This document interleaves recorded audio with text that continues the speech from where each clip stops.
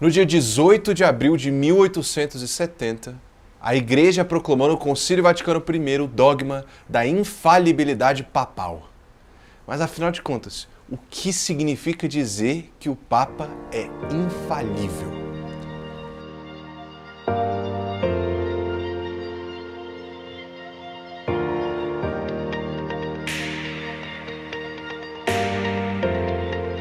Oi, eu sou o Matheus e antes de começar o vídeo, não esquece, já se inscreve aqui no canal da Hortiora, segue a gente nas nossas redes sociais, no Instagram, comenta aqui embaixo o que você acha desse tema que eu vou falar aqui, porque eu estou ansiosíssimo para saber o que você tem a dizer. Então vem comigo que o tema de hoje é muito interessante. Vamos lá. Quando a gente fala sobre os dogmas da Igreja Católica, um dos dogmas que mais causa confusão na cabeça das pessoas certamente é o dogma da infalibilidade papal. Porque as pessoas acabam criando um conceito errado sobre o que a igreja ensina. Muitas pessoas chegam a pensar que quando a igreja proclama que o Papa é infalível, está falando que ele não é capaz de errar em todos os sentidos absolutos da palavra infalível. Só que isso não é verdade. Até porque isso seria um ensinamento errado da parte da igreja, porque nós sabemos que muitos e muitos papas ao longo da história da igreja cometeram atos errôneos, atos extremamente reprováveis. Então, quando a gente fala da infalibilidade, a gente não está falando que o Papa é inerrante, a gente não está falando que o Papa ele é impecante também. Pelo contrário, o Papa pode sim cometer erros e ele pode sim pecar. O fato dele ser Papa não dá garantia nenhuma a ele de que ele não vai pecar pelas liberdades de escolha dele. Então vamos logo, vamos destrinchar de uma vez por todas o que significa dizer que o Papa da Igreja Católica é infalível. O dogma foi proclamado no Concílio Vaticano I, mas eu vou pedir ajuda para o Concílio Vaticano II para nos ajudar a entender um pouco sobre o que é o ensinamento da Igreja acerca da infalibilidade papal. A infalibilidade é um atributo do ofício do Papa quando ele faz um pronunciamento definitivo sobre fé ou moral para a Igreja Universal enquanto chefe supremo da Igreja. Então, sei que pode ficar um pouco confusa essa definição que eu dei, mas eu vou destrinchar. O que essa afirmação está nos dizendo? A primeira coisa muito importante de se entender sobre o dogma da infalibilidade papal é que ele é um atributo do cargo do Papa, é um atributo do ofício. Ou seja, o Papa é infalível não porque ele tem características boas ou porque ele tem características ruins, não são as características pessoais de cada Papa que os fazem ser infalíveis. Mas é o próprio fato deles serem papas que faz com que eles gozem desse privilégio que é a infalibilidade. Então, quando a gente diz que o Papa Francisco é infalível, quando a gente diz que o Papa João Paulo II é infalível, o Papa Paulo I é infalível, a gente está dizendo que o ofício do Papa é infalível. Não é porque o Papa Francisco é um cara legal que ele é infalível, mas antes disso, ele é infalível simplesmente por ele ser Papa. E por que isso é importante? Porque isso mostra que a infalibilidade ela é transmitida ao longo da igreja de papa por papa, de bispo de Roma para bispo de Roma, porque o Espírito Santo é quem se infunde nesse mistério e dá esse privilégio àquela pessoa específica que ocupa o cargo de papa. Por isso que mesmo bons papas, papas que foram santos e papas que foram pecadores, esses dois tipos podem sim gozar da infalibilidade nos seus pronunciamentos.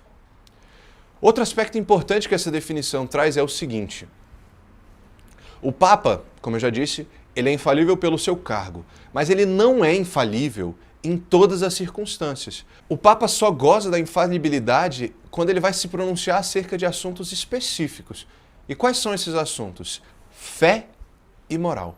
Ou seja, o Papa é infalível quando ele faz um pronunciamento acerca daquilo que nós devemos crer e daquilo que nós devemos, do modo como nós devemos agir. Nesses dois aspectos da doutrina da Igreja, o Papa é sim infalível nos seus pronunciamentos. Então, quando o Papa vai se pronunciar, por exemplo, sobre uma questão que não é referente à fé e moral, esse pronunciamento, ele não goza da infalibilidade. Então o Papa, sim, pode se pronunciar de maneira errônea, dependendo do assunto que ele vai tratar. Porque o Espírito Santo, de fato, infunde inspira o coração do Papa em assuntos específicos, porque são assuntos que são essenciais para a salvação do povo de Deus. São assuntos que são fundamentais, porque de fato, para sermos salvos, nós temos que crer naquilo que é verdadeiro e nós temos que agir do modo reto, do modo que corresponde de fato à vontade de Deus. Mas agora, tudo bem, vimos que a infalibilidade é um atributo do Papa, do cargo do Papa, do ofício do Papa. Nós vimos também que ele só é infalível quando ele fala em assuntos de fé e moral. Só que agora ele também não é infalível dependendo do tipo de pronunciamento que ele fizer. Por quê? Porque de fato a infalibilidade é um privilégio que atua numa circunstância muito específica. Atua quando o Papa está falando enquanto chefe da igreja, falando sobre fé e moral, num pronunciamento definitivo.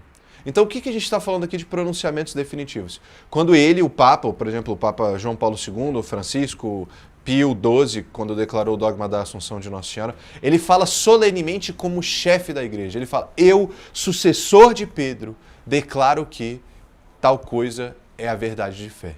Então, fica claro que a infalibilidade é algo muito restrito e que, na verdade, corresponde à menor parte dos pronunciamentos papais. A infalibilidade, de fato, ela é um dom que Deus entregou ao Papa para que ele fosse usado com muita sabedoria e de maneira realmente restrita, de maneira que ele pudesse ser muito assertivo na hora de guiar o povo de Deus para o melhor rumo da salvação. Então, esses parâmetros têm que estar presentes para que a gente possa dizer que um pronunciamento papal ele é infalível. Ou seja, ele tem que estar falando como chefe da igreja, solenemente como Papa, né? Ou fazendo um ensinamento definitivo sobre aquela matéria, falando sobre fé e moral, e como eu já havia dito, atribuído ao cargo, né? E não à pessoa dele. Então, esse de um modo geral é os motivos, esse de um modo geral é o que significa dizer que o Papa é infalível. Mas agora eu quero explicar também por que a Igreja define como dogma que o Papa ele é infalível em matérias de fé e moral, né? A questão é que a pergunta pode surgir, né? De onde que a Igreja tirou isso? E a verdade é que a Igreja não foi a Igreja que tirou isso. Na verdade, a Igreja simplesmente transmite um ensinamento que é do próprio Cristo. Jesus foi quem instituiu a infalibilidade do Papa. E a gente pode observar isso a partir de diversos fundamentos. Eu quero iniciar primeiro pelo fundamento bíblico. Porque quando nós vamos no Evangelho de São Mateus, quando Pedro quando Pedro afirma que Jesus é o Messias, o Filho de Deus vivo, olha a resposta que Jesus faz a São Pedro. Jesus diz a São Pedro, Pedro, não foi a carne que te revelou isso, mas meu Pai que está no céu. Olha que frase profunda, porque ele está falando que não foi os atributos humanos que revelaram aquela específica matéria de que Jesus era o Filho de Deus vivo a Pedro. Mas, na verdade, foi o próprio Espírito Santo, foi o próprio Pai que revelou isso a Pedro. Foi o próprio Deus que inspirou o coração de Pedro a chegar àquela verdade. E Jesus não para por aí.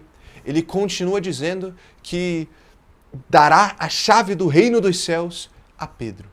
E tudo que Pedro ligar na terra será ligado no céu. E tudo que Pedro desligar na terra será desligado no céu. Porque ele está dando essa autoridade a Pedro para que ele possa, sim, se encarregar de guiar o povo de Deus com certeza, com exatidão. Porque tudo que Pedro, que é o primeiro Papa, liga na terra, será ligado no céu. E tudo que ele desligar na terra será desligado no céu. Porque ele não age pelos atributos humanos, mas é inspirado pelo Pai para chegar a essas conclusões. Então, o fundamento bíblico é muito claro. Porque Jesus, depois, no Evangelho de São João, diz a Pedro, apacenta as minhas ovelhas. Ele confia ao Papa que Pedro possa guiar as ovelhas, o reino de Deus, rumo à salvação. Só que os fundamentos bíblicos são importantíssimos, mas eles não são únicos. Porque a tradição, a história também nos indica exatamente a mesma coisa. São Pedro, que é o primeiro Papa, Mas agora, todos os sucessores de Pedro, todos aqueles que foram bispos de Roma, depois de Pedro, também gozaram do mesmo privilégio. E essa é a tradição do que a igreja sempre acreditou. Sempre a igreja privilegiou os bispos de Roma. A primazia do bispado de Roma é uma coisa que está presente na igreja desde sempre, nos concílios, nos primeiros concílios, nos últimos concílios, na hora de pedir algum esclarecimento sobre alguma dúvida que surgia dentro da igreja, sempre a opinião do bispo de Roma era muito, muito importante.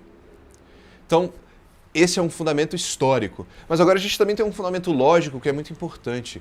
Jesus funda uma igreja para que e coloca nela a responsabilidade de guiar o povo de Deus, para o seu último fim, que é a salvação.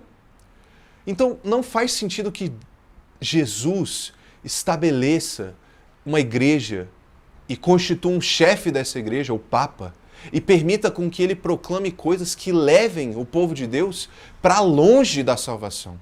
Mas, ao contrário, o que faz mais sentido é que Jesus, sendo Deus, envia o Espírito Santo especialmente ao Papa, para que ele não cometa erros naquilo que é fundamental para a salvação do povo. E por que eu estou falando tanto sobre a infalibilidade papal? Porque hoje nós vivemos tempos muito tenebrosos na nossa igreja. Porque existem muitas pessoas que tentam atacar a integridade do Papa Francisco, do nosso Papa, do chefe da nossa igreja. E eu acho que falar da infalibilidade papal é uma oportunidade também de falar uma mensagem de que nós cremos na autoridade do Papa. Não porque o Papa Francisco ele é um cara gente boa, porque ele é um velhinho muito fofo. Não é por isso que nós temos respeito ao Papa Francisco. Mas nós temos respeito por ele ser o sucessor de Pedro. Simplesmente pelo fato de ele ser Papa. Então eu convido você que está vendo esse vídeo a tirar um tempo do seu dia para rezar pelo nosso Papa, para que Deus possa dar a ele a força e o vigor para continuar guiando o povo de Deus para o seu fim último, que é a salvação